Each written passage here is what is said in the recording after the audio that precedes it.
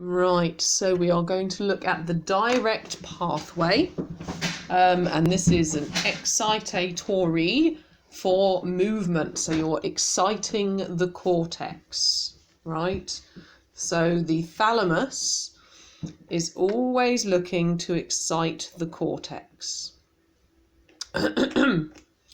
So we start the loop at the cortex, okay? So we're looking to increase movement of muscles, right?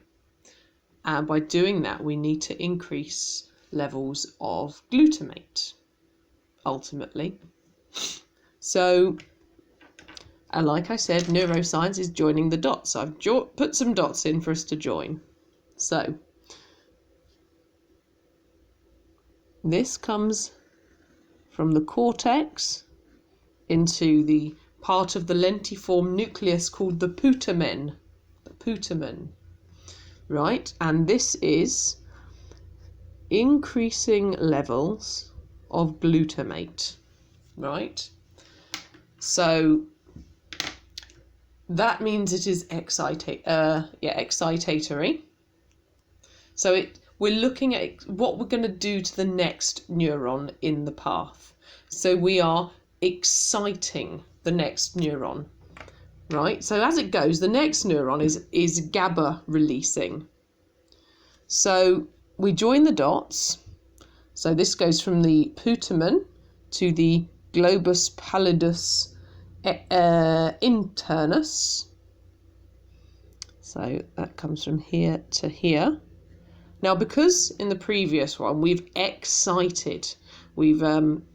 released lots of excitatory neurotransmitter, that excites the next one to release lots of its neurotransmitter, right? So it releases an increased amount of its neurotransmitter.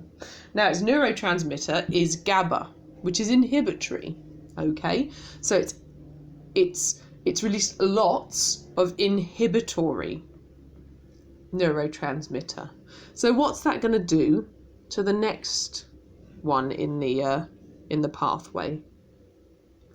So we join the dots, so we go to the thalamus, right? So if that's released a lot of inhibitory neurotransmitter, this one is going to release less. It's going to release less inhibitory neurotransmitters. So if this has released less neurotransmitter, what's going to happen to the next neuron? Well, the next neuron's going to be very excited, isn't it? Because there's a decreased level of inhibitory neurotransmitter. So this, we said the thalamus is looking to excite the cortex, and that's exactly what has happened. So less inhibitory means this one can be more excitatory. And then we can excite the cortex. Yeah? So we'll just run through that again. So the loop starts at the cortex. You're looking to increase the movement of the muscle, okay? So we release increased levels of glutamate. It's excitatory. The next neuron is inhibitory. So we have excited it to release lots of inhibitory neurotransmitter. That means the next one, we've released lots of inhibitory, so we've inhibited it. So it's going to release less neurotransmitter. So less inhibition means the next one is going to be super excited because it's far less inhibited, and then we get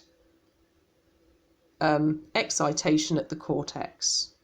So we're always looking at what happens to the next neuron in the pathway. That's how you work it out. So